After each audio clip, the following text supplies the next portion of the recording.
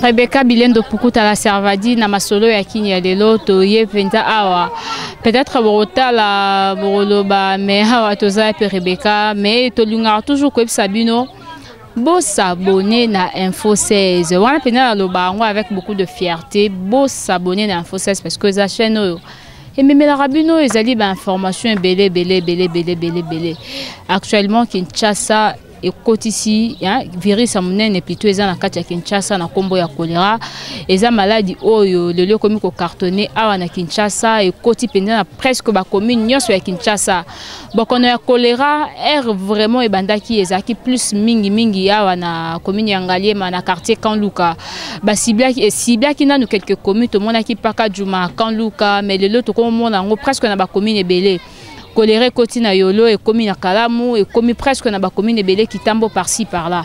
Yango wana Info 16 petit kalisi maté horizon 33 petit kalisi maté et lobi non to kita pe na Kanluka to meka un peu ko sola na bandeko bazaka na Kanluka ba meka na ko expliquer bango est-ce que bokono choléra ba yoki yango kaka ke koti na quartier na bango ba sali le côté to bango mo penza ba vivre pe bokono ya choléra na quartier na bango ndea déjà je profite pour cette occasion d'ailleurs de dire un grand merci na maître Kamenet Mbola descendait à Simo Kimbange pourquoi pas na maître Hakim Kabongo le préféré ya bandeko nyoso balanda kayena tiba sué liberté numérique babi motema ya maître Hakim Kabongo en tout cas bambote belé na bino déjà là to ko avancer déjà tous bandeko na biso na bité so na cause maman na biso wa amekana ko expliquer biso soki sango ya choléra ayoka ki yango ya koyoka to à vivre yango pe déjà na ozali quartier Kanluka. Bonjour maman. Bonjour yaya. Bonne santé. Santé ça bien. Voilà, to yokota la bino na quartier oyo pona bokono ya choléra. Et yokani na Kinshasa choléra bandi et koti déjà na quartier Kanluka et koti na paka Juma et koti mais toza penya na ozali wendi ya Kanluka. Tu koyeba est-ce que oyoka kikaka yango to déjà vivre pe choléra na mutu moko aza pembeni na ndako. To monika na miss na biso bantu bakufa na Kanluka ebele. Batu bakufi ebele. Bakufi ebele. Oyo yo moni bango.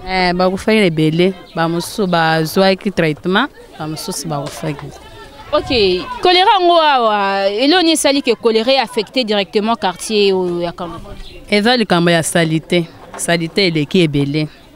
Salité mais quand on expliquer biso lobi salité leki ebele to sala nini bino bande kwa koto bo sala nini saltango uti wapi po eko matina niveau ya virus ya makasi ya choléra. Pona likambo ya salité eza biso to batela biso to zalaka na propre na ndako ya biso na lupango na nzela na bawese banye bazobwaka na nzela biloko nyonso ya mabe bazobwaka na nzela. Bandeko basala bongo est-ce que basatandara peut que biloko bazobwaka na nzela wana eko causer pe maladie nde to bengi maladie ya choléra déjà koti. Bango bamona ka eza bien siko biso tozo mona ke eza salité. OK, siko koloba nini pona bato nano ba choléra koti na ba commune na bango te ko ebisa bango basala nini ba prévenir ndenge nini po ba bika na bokono wana bazala kana propre likambo eza ya propre na maya komela to batela ba mayo tozo melisa bana. Voilà. Merci beaucoup maman, je crois que tokoki ko avancer ndekaka na lobaki tozana ozali wendi ya Kanluka. To kokuta na penela bandeko bateka kawa ba meka mpe ko expliquer biso bokono ya choléra e koti koto et bazo mona ndenge nini en fait. Bayambi yango soit bazo refouler yango ndenge nini. Na choléra e koti na Kanluka. To lingi penza to eba e uti wapi exactement. Bon, bokono ya choléra et outil na saleté. Environnement na biso eza penza malamu te. État sanitaire eza pe malamu te. So na lobi état sanitaire nazomona ba toilette ba douche. Okoya ko comprendre que c'est facilement mutu à attraper choléra à partir ya babiloko wana et puis lorsque j'ai dit aussi de l'environnement, nous avons pas marché na biso. Net siko tozali, mais quand on explique biso environnement tozali ndenge zali penza. Bon, marché na biso oyo Kinkenda, okomona eza penza ezo rempli penza ba conditions bien appropriées oyo marché ko kozala nango. Oyo batu bakoyi kokota basomba biloko na ndenge sengeli omona bato bazoteka biloko soko tali biloko nyonso eza exposé surtout ba biloko oyo ezosenga ezala conservé mais omona yango na marché na biso eza exposé banzinzi ba musike ebele ezoya ezokota likolo ya babiloko nde ezotikaka mpe bainfection wana ntango bato mpe bakoya basombi bakosokola yango mpe na bacondition eza normal te à partir ya wana eza na bainfection mosusu ekufaka mpena facilement te na moto. Alors suite ya babiloko wana nde ezopose kolera ebele na kati ya environnement na biso Kanluka. Voilà, na minute oyo sikoyo yo oza moto ovandi na Kanluka awa pona ko éviter choléra ko conseiller bandeko bazolanda yo bato baza na environnement na yo nini penza? Bon, na ko conseiller na bandeko surtout ba vendeuse to bandeko oyo baza na ba maison ya ba vivre frais ba bien ko conserver ba biloko oyo ba poisson frais ba biloko esengaka ezala bien conservé na ko senga pe na ba mama oyo bakalingaka bagriaka ba poisson ba mama bateka na balabala ba soso oyo bazotumba na balabala bayeba pe ko conservant vraiment malamu. Actuellement, Papa Nangaï, avec les informations que nous avons suivies, vaccin ya choléra nanu ebimité awa na ville ya Kinshasa. Pendant que ebandi dako touché ba commune yebele awa. Okolo bani ni pona ba konzi mboka bazozela nini penza pona vaccin et ya na kini pour choléra déjà côté déjà presque na ba commune ya Kinshasa. Bon, na ko koloba ko condamner ka nanu ba konzi mboka te. Mais vrai vaccin ya choléra ezali la propriété.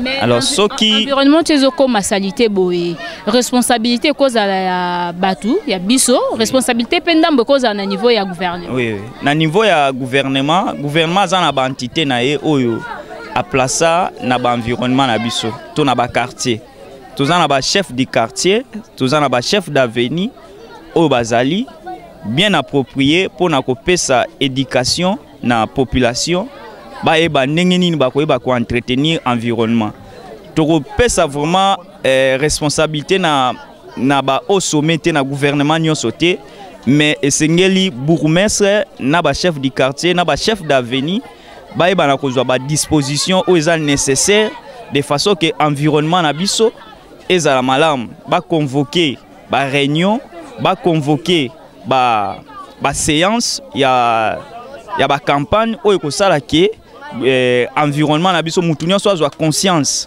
soki azwi conscience nde akoyeba na ko soigner esika oyo avandi ekozala tomonaki na batango ya kala il y avait même des services oyo bane kotambola mpona koyeba kosala contrôle na bamapango.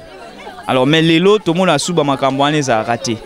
Alors à partir ya wana l'état bane kozwa ba disposition wana de façon que ko rappeler bandeko oyo bazaki na kidiba disons bandeko wana bayeba kozwa ba mesures nécessaires de façon que ba soigner environnement parce que soki ba moni que environnement vandeza bien approprié te pona bato ba kopesa obetumbu oyo esengeli ozwa de façon que oyeba na ko soigner environnement na yo na moni que wana ozala ba mesures moko nécessaire ba mesures mo ya malamu oyo ko sunga population que pona choléra maman ndengo zutu na ngai d'abord service ya santé pona nini service wana ebunga il fallait bâtir service ya santé pour banda ko contrôler de ndako na ndako et en plus tela na balabala ba sachet mama camion surtout eza salité et en plus cimetière bazokunda batu mutu na esika moko bazokunda batu 4 personnes. Est-ce que cimetière bakoki ko désinfecter yango te? Bon na esika oyo bafulu oyo batete na ba quartier oyo par exemple na Verkis ao est-ce que bakoki ko longola yango te? Bino bozoloba oh non esengeli to sukula maboko to sala propre mais mai ezo yate awa mai ezo yate résidus ezo azotinda biso mai te bako sukula maboko ndenge nini bafulu fulu lokola eza wana fulu par exemple eza na verkis na cimetière wana est-ce que bakolongola fulu wana te bon na balabala service ya santé ezalaka lisusu te lokola ezalaka lisusu te est-ce que biso tokosukula maboko tozwi mai occasionnellement mais est-ce que entourage na biso environnement na biso est-ce que salité wana ekozongela biso lisusu te tozo continuer toujours awa na oyo ezali marché ya Kanluka esika plutôt ekozwa ba maman na biso pe batekelaka biso awa bamekana ko expliquer biso bonjour maman. Bonjour. Voilà toye awa kobeta masolo na oyo etali bokono ya choléra awa est-ce que oyokaki sango na yango na quartier na yo awa nayokaki yango mais esuki ka na quartier wana biso boye comité puisque balobi ke il faut kobongisa environnement na yo biso tellement to soigner côté na biso moyen mupepe wana la biso ezate. Voilà, mais maman yo zoloba nini siko na pona ba famille oyo bazui déjà baliwa hein ba kufeli déjà batu pona bokono ya choléra jusque là okoloba nini pona bon na koloba nini déjà bokono se kota ki lokwa batie déjà bakisi na za kondima ke koma lisusu te puisque ba esi ba infecté siko jusque là vaccin na ngona ne bimité na mboka na biso. Étant que Congolais, est-ce que le monde est juste tout injuste? Vaccin à choléra n'a ne bimité pendant que choléra comme quand déjà la commune est belle, le colobani. C'est quoi vaccin n'a ne bimité? Est-ce que qui soit bazota ezani? Qui soit les arabes traitement kaka pour nous sauver la vie à batu oyo baza infecté. Or vaccin ce que bimi, maintenant ce soit vacciné et qu'on permettre à tambola à la ceux qui vaccin na noyete ba kondi ya santé ba sala effort ba la biso vaccin puisque tous a vacciné puisque ba kiswa na ba bobi keza ba tia encore pour en attendant ba la biso ba vaccin puisque tous a vacciné ba kondi ya santé ba la biso nanda ku mama yo vivara ndenge nini ba installation na yo soignera ndenge nini pour éviter choléra bon ba zolo ba bien. Il faut que sombe la bana, il faut que sombe bana, il faut que sombe javel ou bien poussière à moto. Il y a un des tozo salé la tozo somba savon, poussière à moto ezali, javel ezali pour toto bomisa.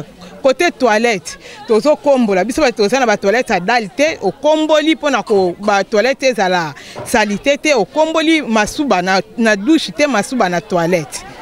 Na bana miki est-ce que vous prendra soin bana miki so ba outil toilette na bango présent bana miki mususu azaka mwana ya âge o na ebité a ronso kozwa bébé net ya âge o akozala asali salité na ye na peau et puis azui yango komo sakana ngwa ko ya pasengi mama lipopesi vous prendra soin na bango ndenge en tout cas na surveiller ka bango atanga monde na zawa ya na ya zali ayebi ke mwana bo akoyi kosenga vase te akopesa ye tango to apesi vase asumbi esili abwaki ale azui po wana to sukoli yango to tiango javel et en tout cas mwana simba te mais l'environnement na eza bande comme sous basala ngo bongo te ko conseiller bango ni puisque radio ezolo baba tu nyonso bazolo ba ke faut ko battre la bane choléra eye tango yo mama ozoyo ozoyoka ke il faut ko battre la bana tant mwana outil toilette faut ko sukole maboko na savon faut ko sukole tantôt na poussière à moto pour mwana lia ko pesa mwana biloko te sans que a mwana sokola maboko tant nga para na zoyoka biloko bon tant nazo tika nazo luka ke malade la mwana il faut para nyonso ayeba ke mwana na ngata sali toilette eza na vase il faut na sokola maboko tantôt asimba ki ngo pembeni pembeni. Bonjour maman.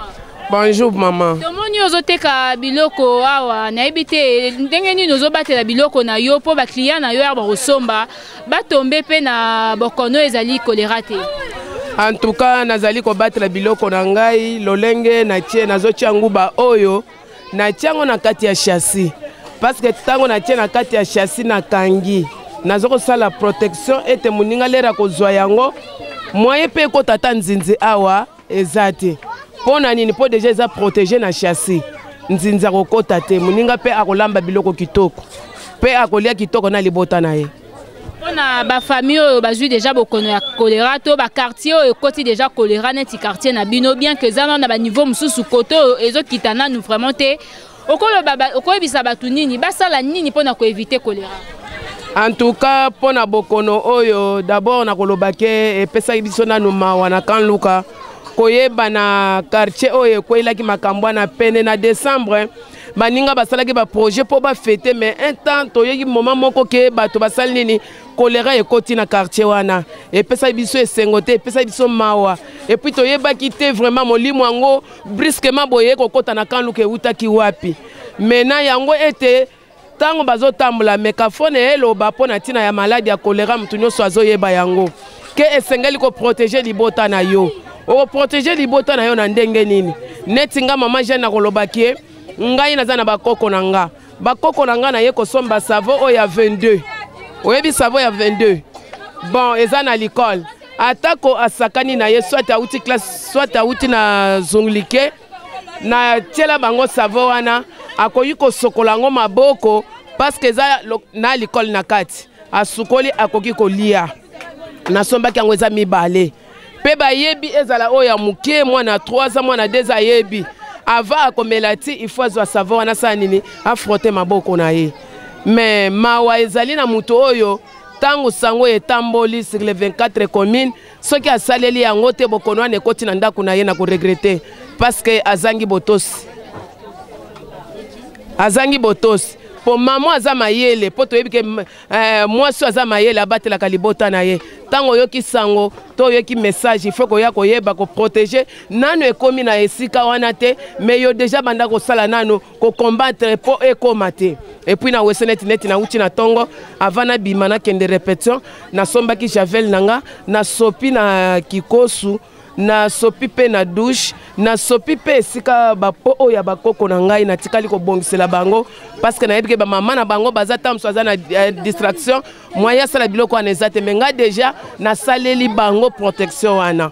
Voilà, maman na ngai tango sango ekitaki pene ya bacommune mosusu ebele ya bato balobaki c'est tout à fait normal ekoma na kanluka po kuna tout le monde la population ezalaka débordé en plus kuna salité eza makasi environnement kanluka ezalaka na ndenge nini.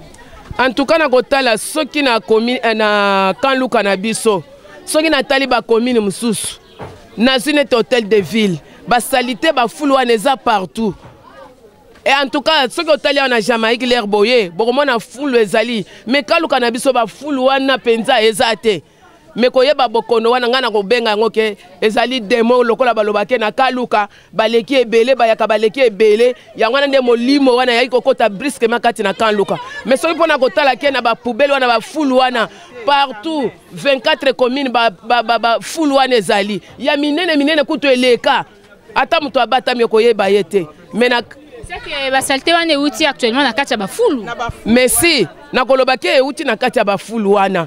Mais pour na biso awa est-ce que tango zotamla zomona pena ba full lokola montagne ezate mais na ba côté mususu ezali ba montagne ata mto abatami moyo yeba ezate mais na kaluka ngana monaki lokola eloko moko boye molimo moko boye bayaki ko bwaki la biso po bato bakende bongo en tout cas esengo ezalaki tozaki na pasi na motema pona koyeba sangwa baninga na biso lolenge bakendelaki koyebisa bakonzi nini okoyebisa bakonzi nini pona bokono oyo basala nini penza jusque wana pona bakonzi tosengi na bango boye basalela biso intervention surtout na ba médecin basala biso intervention makasi babimisa banini ba vaccin ya choléra po tango bakobeta yango kimia bakozala kati na biso bayokela biso mawa vraiment.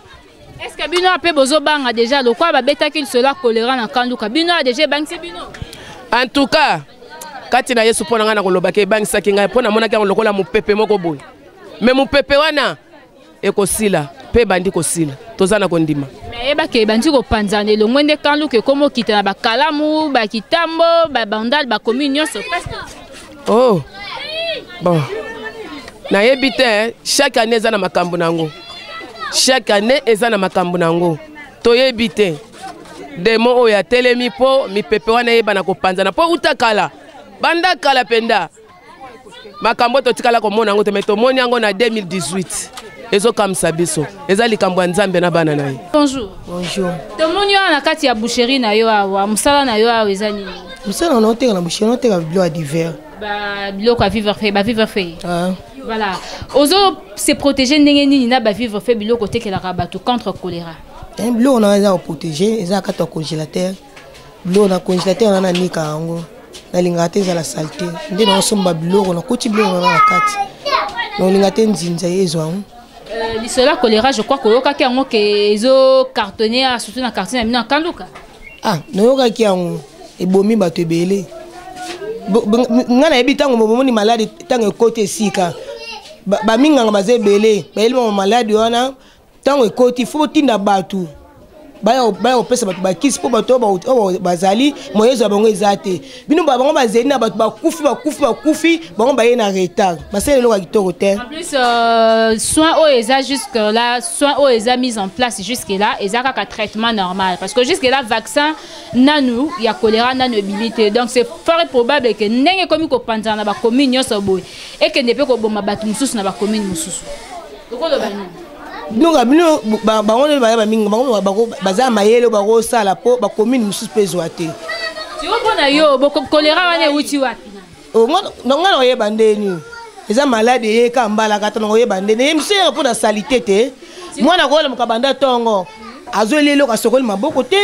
Mwana otambola makolo ngulu osimbe sika salité ozo malade te ndeni. Si on a vu cela non nabi ko tambola na Kinshasa mais quand on ko sala nanu analyse ya mboka na biso est-ce que ça propre to eza mboka to oliaka mboka pamba mbongo ba olia ya pamba mboka eza nango salité place to otama to kene bumbu to kene wa bezaka ka salité mboka na biso ya salité bo bana ba bela tendeni salité poubelle tamuso ba opepe wa wese ba mai ezoleka kala ba salité ba mai ya mikie tongo ni atima yona mwana ozara maladie. Pour cette occasion de continuer à faire de mes dédicaces. Nabandeko nyoso ba mesana kolanda biso en tout cas maître Kamenet Mbola descendant Simo Kimbango, maître Hakim Kabongo et sans oublier papa José Dinanga en tout cas toza toujours wana pona koluka un peu ko découvrir eloko nini eza ko embêter peuple congolais actuellement. Patricia Lelo je crois qu'aza peut d'accord nangai un élément to kitaki na kanluka. To mekano peut ko zo ba point de vue bandeko bavanda kawa et frère Richard Madeka d'ailleurs Epsekinga Rebecca fait tout parce que Toyoki Angwa à niveau à Poto à Sango et Panzani Makasi mais jusque là Tozo est batté exactement et zui déjà la commune voilà raison pour nous de quitter qui a un quartier en Kaluka mais Tozo continue toujours je crois à rendre ceux qui au cause est-ce que à repère ça biso penza temps penza ne sika na ya musala pour les autres eli penza bato a wenza wa Yaya Limbisanga Yaya bonjour. Bonjour.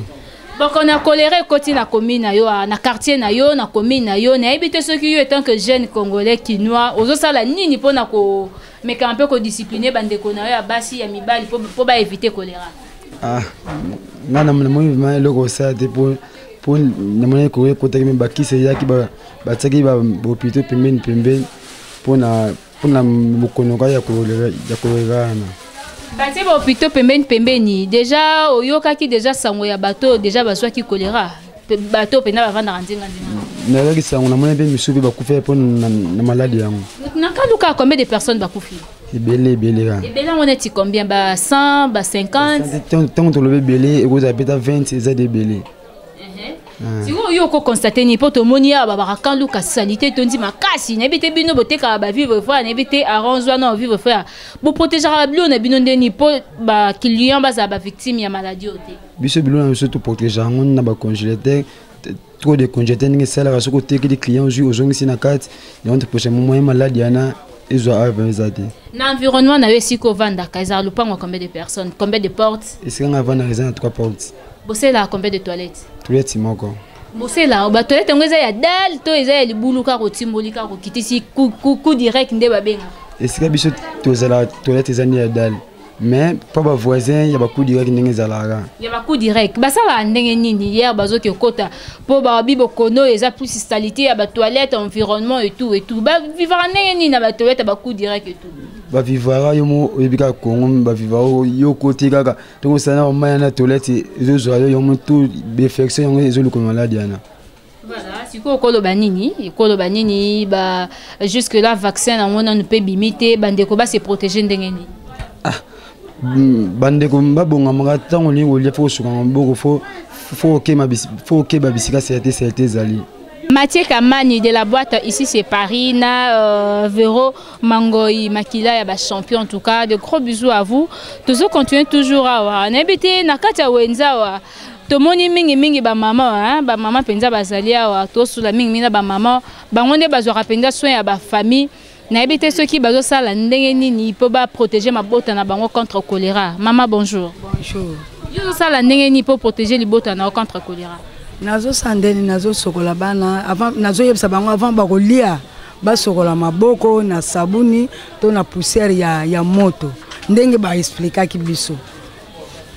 Mais ana kan luka wa tomoni cimetière eza musika te, est-ce que cimetière ki tambo wana pe ezalaka yango te contribuer par rapport ya choléra ba solo ba nini wana cimetière ya kitambo po lokola ba kundaka batu talake ba kundaka batu mbala msusu esika wana mutu na polite ba kundi msusu na fulu wana pe batiela biso wana likolo ya cimetière alo ba nzinzi wana lokola ba yaka ba itufuma wana ba solo wana fulu wana ba ya kolongola yango oeza wana cimetière wana na côté à Jamaïque na Prince. Sangani lisusu peut-être na mal entretien ya ba environnement ici ka Bovandi peut-être. Kasi sangani pe pona ka mwa ba salité wana na ba balabala kama ba fulu ya mike yangwane sangani ezopesa banini wana ba retour wana. Mais nanda ku naibité vivara na lopango ya combien de portes et na combien de toilettes? Biso to vivaka za na 4 portes puis toilette moko ya bien mais balobaki ke ba ya ko tiela ba ya ko pomper ba toilette or ke kokaki ba sala yango mboka mobimba soki bazo sala par-ci par-là ba tie moko ezepesa kitoko te alors ba ya ko pomper ba ndako nyonso ba lopango nyonso ba toilette nyonso et puis ba pesi biso même ka ba kisi wana ya mai po te to tia na ba mai po bana ba mela po mi pepe wana ke même musika po soki ba sali bongo te ko pesa batie awa lobi ekoti kuna batie awa lobi ekoti kuna olie basala ngo lokola recensement ndenge basalaka chaque balabala ba pomper na wese chaque balabala ba pomper na wese na bandako wana ndeko pesa kimia soki bongo kimia kozala kaka te po soki elongwa weke kuna ekimia sika ba pompaki wana ekimi lisusu ekepa msusu ozomona mwato za kimia ezate. Mama yo conseil na weza nini? Maman, nga posa na ngeza ke quand même liloba mama lobi. Mboka eza salité makasi, mboka mobimbe eza salité partout. Eza kaka biso na kan lukate. Mupepo ezotambola partout. Po ndeza même ba kisi obatindi, kisi komo ndiye ya koponana. Bazo pesa kisi kaka esika maladi eza. Fallait ke batamusa kisi mboka mobimba, ndaku nyonso ba pesa. Mais komi ya kopona, faut ke kopesa esika maladi eza, ba bisika mususu net biso ndeto za banda kisi wana yana komi epa na biso te. Mais to za kana kan luka. Bazo c'est la bobando kufa po ba kisi ya. To yebite posa na bango peut-être eza bongo. Po kisi lokola boyebi ke mpepe wana se ekota ki il faut botambusa ngo quartier mobimba to zwa. Mais oyo komi ya kopona bilongi to yebite est-ce que eza leta nde muta yebisi bango batsala ka bongo bien ndeni tozo comprendre te. Posa na biso eza biso nyonso to zwa ngo po to zala bien. Toza na ban makambo ebele ba mai ba bisika tozo fanda salité makambo ebele. Toilette pe ba toilette kutu bizarre. Donc moko nazo so na mama kuna na oki papa mo azo leka bitambo na ba toilette akaluka o mona ndenge ezali. Ba toilette akaluka ya neni? Mama, donc ba toilette nyonso se bo tamboli ke ba sala contrôle ba toilette. Na yebite ba msusu est-ce que ba okanga ngo bien ba ko sa ndeni. Donc ezaka bizarre. Ya makamba olobela te mais l'état na biso nda sala makasi po aboma infection oyo koti na mboka oyo. Kimi ezate. Mais jusque là vaccin ezate po na yango ezaka traitement. Vaccin na nuete na tozuite même traitement ngo pe traitement bazo pesa traitement na esika oyo maladi wana ezali ba bisika mso ezake nanu ekoti te nanu pe tozuite même kisite ke oto chata na mai même eloko moko te na tozuite tozo fanda ka bon to yebite posa na bango ezani. OK, message à suka oko lancer na bandeko bazolanda bakonza mboka bato nyonso batala kabiso. Na lobi boye bakonzi ya mboka bayoka ya biso mawa po toza pona bango pe baza pona biso bayoka biso mawa batinda kisi oyo ezake biso nyonso tozwa tozala bien na libota toza na posa kisi ekota na kan luka tozwa guérison posa na ngande za wana. Voilà, je crois que na komi penda na suka ya weza ki masolo ya kinya lelo na bandeko nyoso balanda kinga Rebecca Bilendo Pukuta la Servadi na bike boza kebele maître Hakim Kabongo maître camionnette Mbola descendant Simo Kimbangu ba bitan tendai maboko banki tendai bo comprendre que na kanluka esika population makasi ezalaka makambo mabe pe sala marape belé koto ya mbomoni bokono yo pe bandia wa ezo cartonner toujours na ezali quartier ya kanluka mais au moins na gouvernement na biso mais quand un peu kotala ba commune nyoso bokono yo ebandaki na paka juma nde tolobaki ne bandeli paka juma kanluka ezo ki penza ba quartier oyo population za kamwe belé déjà bon mona aux alentours de nous batu bana batondi ebelé pour nous dire que bokono ebandi na ba quartier oyo mais de plus en plus ekomi kotambola pe komi kota ba commune moi ebelé yango to sengi jusque là vaccin awa na Kinshasa nanu eyete to ebité libanda mboka libanda ya Kinshasa libanda capitale ba place mususu soki déjà vaccin commission ke comité c'est le moment oyo batuna ba komo kufa ebelé te nanu est affecté vraiment Kinshasa mobimbate et zatango yo ba kondina biso boko luka solution pour na congolais à vivre ata na pasi ata na kolia na pasi maramnyo so pasi mais au moins santé za nanu malamu parce que tant au choléra koti tozo mona traitement eza ba place mususu boko kende boye o ba ki Cécile il faut bokende na station mususu faut bokende boye vaccin za et tout vous comprenez déjà que ça fait très mal na bandeko nyoso bazo tomber penza ba victime ya maladie. Un grand merci à Aaron Lubamba qui était derrière la caméra. Un grand merci à ma famille, ma famille Pukuta. Et grand merci à Bitin Tendai, Maboko Bank. Tosugiga Wana, Papa José Dinanga et Maître Hakim Kabongo, Maître Camionnette Mbola. Ceux sont là, bateau, soutenira toujours ma solo et Akin et Balobi, Tiba Sue, Liberté numérique, mon thème est Maître Hakim Kabongo. Et pourquoi pas na Genovi Kitoko ya Banzele. En tout cas, Bambote na bino bandeko bomesana na biso colonel Daniel ko balobi mokonzi mboka mokonzi na biso colonel na biso en tout cas ba respect belé ça la vraiment bien ceux qui besoin prendre peu soin à la population na ba quartier ba marambo ebele o ezo le na biso na ba commune na biso sinon je vous aime beaucoup et je vous fais des gros bisous prochainement bye.